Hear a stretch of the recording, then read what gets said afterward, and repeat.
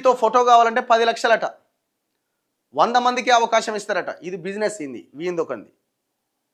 మరి ఇప్పుడు మెస్సీతో ఫోటోకే 10 లక్షలు పెట్టాలంటే మరి మెస్సీని ఆ దేశం నుంచి ఈ దేశంలోకి తీసుకురావడానికి ఎంత ఖర్చు పెట్టుంటుంది ప్రభుత్వం? ఒక ఫోటో ఇట్లా ఫోటో దిగాలంటే 10 లక్షలు ఆయన అకౌంట్లో కొట్టాలన్నట. అది కూడా మళ్ళీ 100 మందికి అవకాశం అట. ఒక ఫోటోకే 10 లక్షలు తీసుకుంటాడు.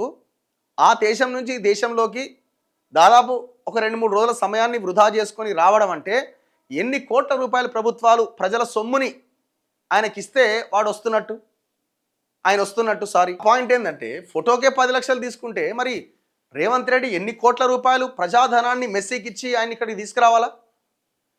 ఒకవైపునేమో నా కోచిన పైసలు లేవంటుండు, ఇంకొక వైపునేమో దాదాపు 100-150 కోట్లు ఈయన కోసం ఖర్చు పెడుతున్నారు.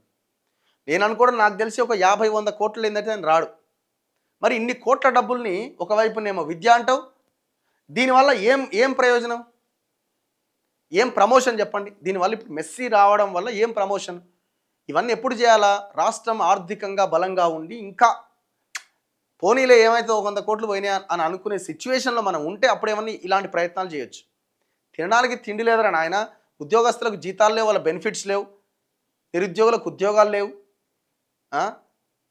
ఇచ్చిన హామీలు నెరవేర్చే దిక్కు లేదు. ఇక్కడ 100 కోట్ల రూపాయలు ఖర్చు పెడుతున్నారు.